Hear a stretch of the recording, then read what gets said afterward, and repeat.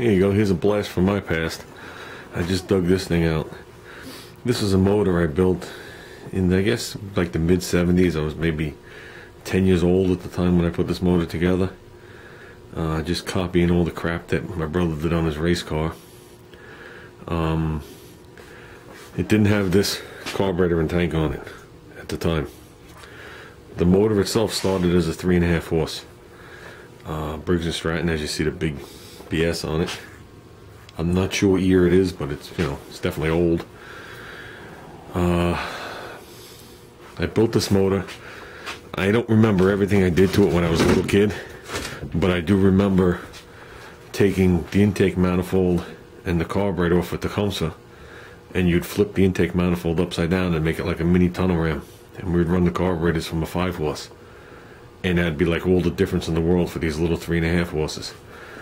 And we'd also take the mufflers off and screw in a piece of pipe from the plumbing store, put the jam nut back on, and make a little header off it.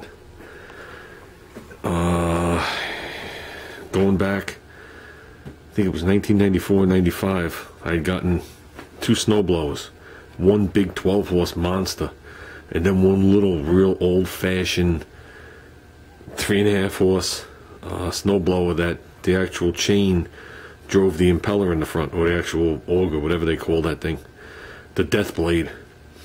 And I had this motor laying around, so this carburetor and this muffler and stuff came off that snowblower, and I threw it on there. I mean, you talk about primitive.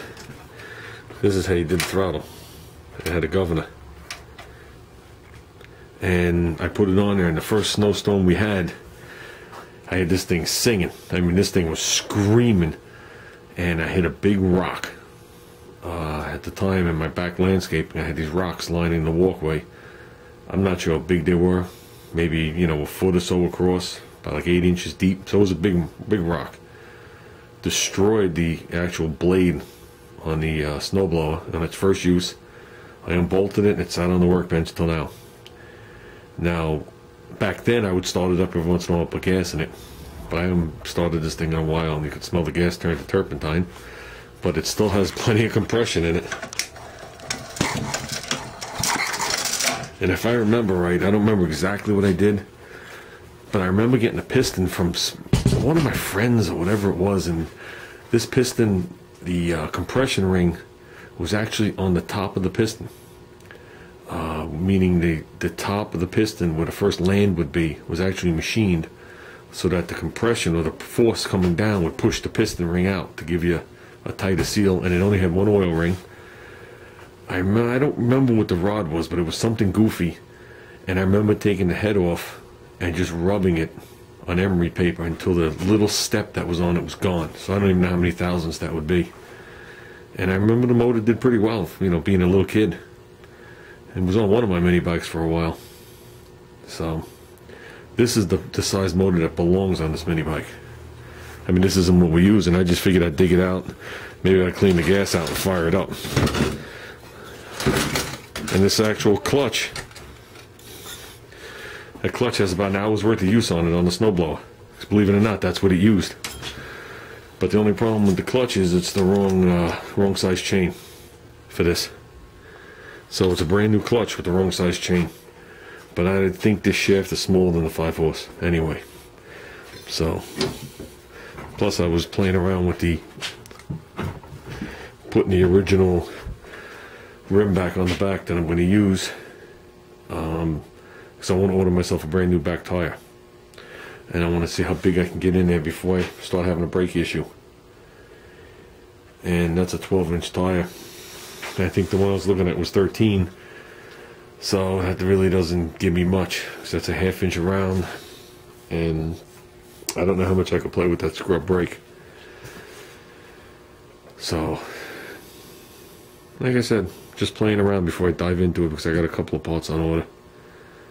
So I know if I put that motor on, it's just not going to move me, and it wouldn't pay to do it. So, but it brings back memories. There it is. There's that vintage skateboard I was telling you about.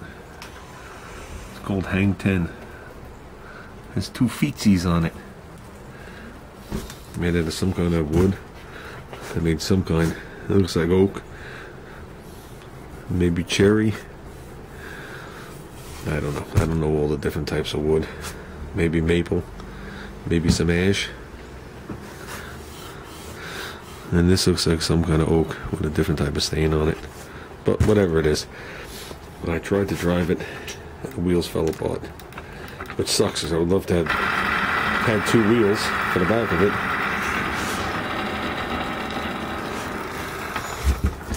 But believe it or not, those 2 wheels died, and those 2 wheels died. And you can see this is old, boy. This is old, look at that. Plus the individual bearings in there. I remember taking these things apart when I was a kid, soaking the bearings in gasoline and putting some oil on them. Drag just a little bit.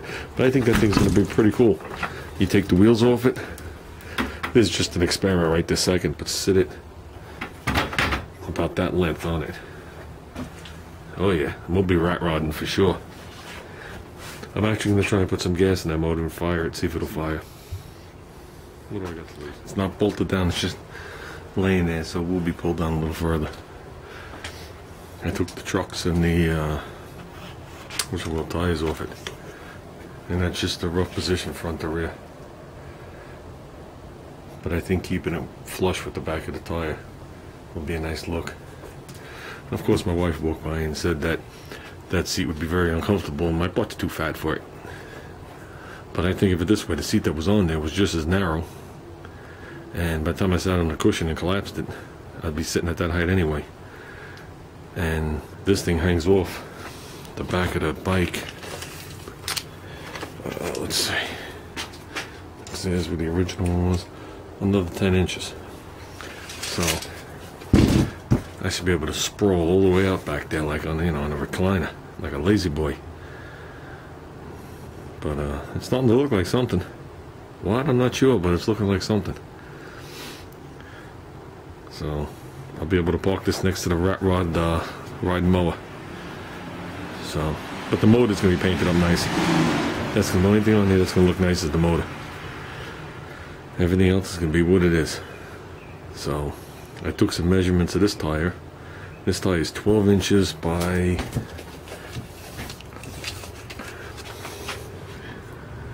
the tread is 3 inches. Even though they say 350 and 410, 410 should be the belly of it. It's really, there's not a spot on that tire that's 3.5 inches. But by 12 inches, and I think the tire I'm going to put on the back of this, because I'm going to change the back. I'm going to leave the front one, the knobby, half-rounded one. I'm going to change the back. I think I'm going to go with the one that's on my son's go-kart. It says it's I wrote it down here. It's a 13 by 5 by 6. Okay. I think that doesn't make no sense. But when I measured it, it's fully inflated and it comes up to be like 12.25 inches, and this one's coming up to be 12 inches. So it should fit in there fine, but it is a decent width. It's like that wide, which should just make it on the rim and miss the sprocket. So, and it's, it has a little crown to it. I think it's a front tire from a riding mower, like a turf tamer. So, and it was like a 4-ply tire or something. So I think I'll put that on the back. So